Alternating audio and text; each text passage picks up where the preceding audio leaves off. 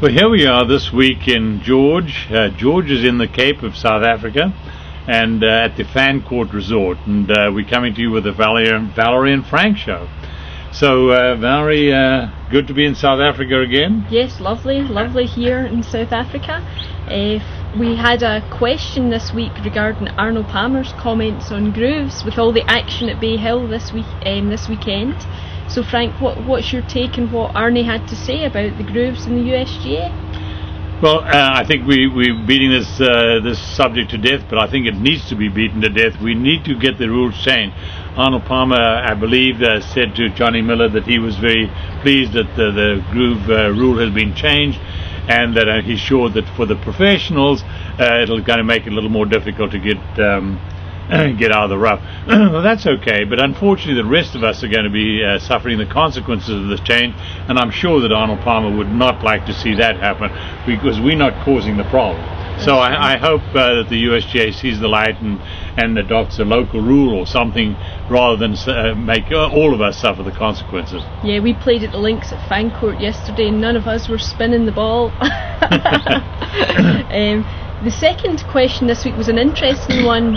John invested a lot of money in getting custom fit for a new set of clubs, only to find that he's hitting the ball 25 to 30 yards shorter. John, was it? Yeah, John. Yeah, John, you know, the problem is that once you've got a good set of friends, don't change them just for a few extra yards. You are the victim of the what I call the launch monster in the wrong hands, and unfortunately now that you've got a bad set of clubs that aren't really working for you, don't try and stick around and hope that it'll come right. That's like hoping the economic crisis is going to resolve itself in the next couple of months. No, go ahead and get back to the garage, take out that old set, and when you really are having a problem, then you can do it. But if you're not having a problem, don't change your set. Finally, the last question was on lie angle and woods. It was actually another John had another question this week regarding the lie angle on his fairway woods and how he should make sure it's right. He feels like it's always catching on the heel. Right, John, I believe you are small in stature, and what you really need to do is shorten up on your club a little bit more, because it's not suggested that you try and change the lie angle on your woods.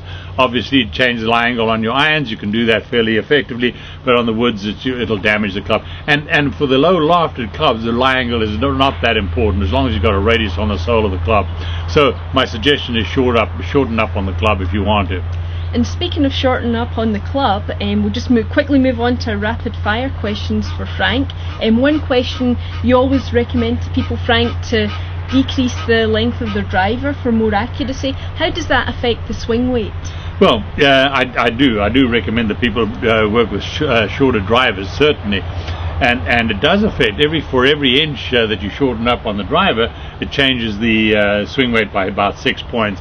But shorten up on the driver first. As a matter of fact, choke down on the driver for an inch. See what it's going to feel like. Make sure that you start working on that, and then you'll find out that the swing weight is not that important. Second rapid fire question was, should the RNA and USGA consider changing the ball size to rein in technology? Well, the USGA and the RNA are always trying to rein in their superstars, and unfortunately a small ball change, a small size in the ball diameter is not really going to be very effective, so I don't think that's the way to go. Last rapid fire question, does the driver face wear out?